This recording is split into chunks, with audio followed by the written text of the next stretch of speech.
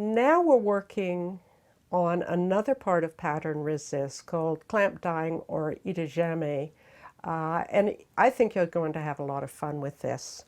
I start out by folding the fabric in accordion pleats. There's limitless numbers of ways that you can fold it, but I think if you remember back to grade school and making paper fans, that's basically the technique that we're doing.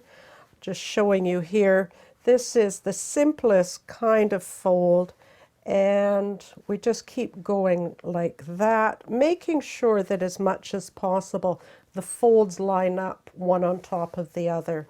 The next step then would be to fold it back again and like this. Now I've done one here that is a diagonal fold. I've used that cotton and linen blend, but you can see that I've folded it on the diagonal, and I've also given it a really good hard pressing with an iron.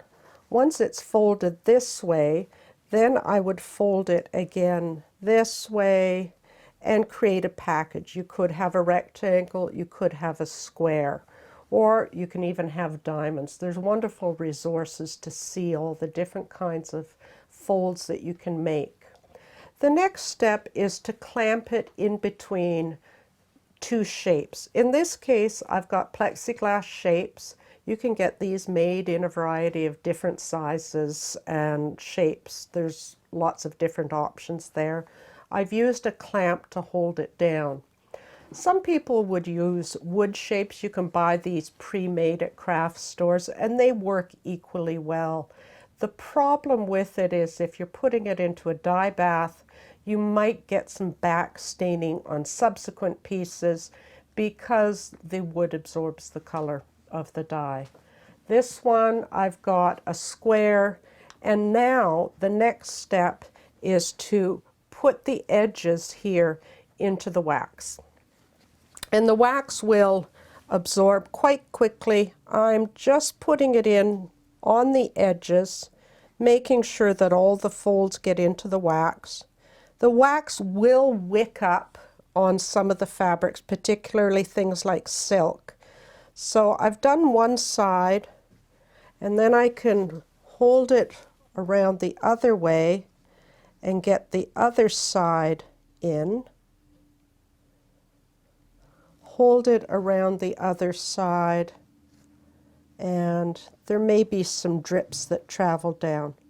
Now I need to wait a moment, get some excess, because I need to turn my clamp so that I can get that final edge, just like so. We'll just let that excess wax drip off and put it to one side. On this one, I'm actually, because I've shaped it like this one and folded it on the diagonal, I know that I'm going to get some really interesting things happening here. I'm going to again put it on the fold. Now this is a cotton, so it not only will take up a little bit more of the wax, but it might take a wee bit longer for that wax to wick up into the folds of the fabric. You can use things like canning jar lids, old CDs, different shapes. You start looking at shapes, just making sure that you can somehow clamp it around on the fabric. Almost out of wax, it really soaks it up. There we go. So that's all ready. The wax is soaked in. I'll put the clamp back on this one and be ready for the dye pot. Now these are going to take longer to dry because that wax is so thick. So I'm going to put them on a tray and pop them into the freezer for a few minutes, and then we'll be ready for the dye pots. Now our wax has dried and we're ready to add our shaped resist pieces into the dye baths. The first one I have here is the circle that I had put with the clamp. And I have a fairly deep dye bath here because I want to put the whole piece in. Now, anytime you have something like a dye bath like this, or maybe some liquid dyes that you haven't used the entire bit, you can always put in a bit of cloth and let that dye. You may find it to be useful later on if you're working on a piece and you wanted some similar colors of fabric. So I'll put that in on the bottom and use this to push it down. And so I've got that piece that is in there and ready to sit into the dye bath a little bit. So I'm just going to move this clamp around so that I make sure it's all getting in there. So that's good, and it's going to sit in that dye bath for several hours. The other piece I have, the colored fabric that was folded on the diagonal, I'm going to put one end into one color and leave it for a few hours.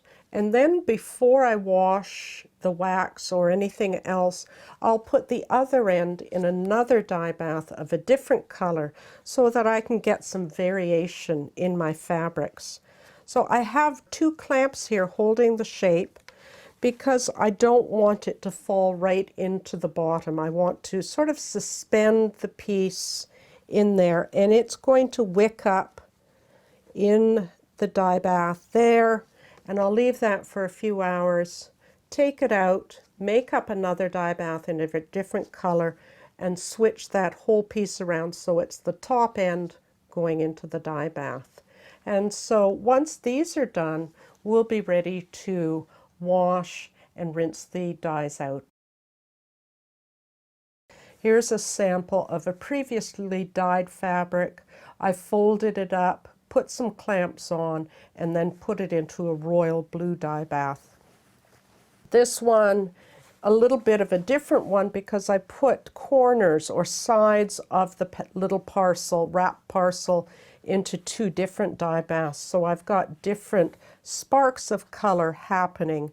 These grid areas are where the wax was applied prior to dyeing. The same way, the wax, but this was done in a diagonal format, so every time there's limitless possibilities for creating design when you're using clamp dyeing.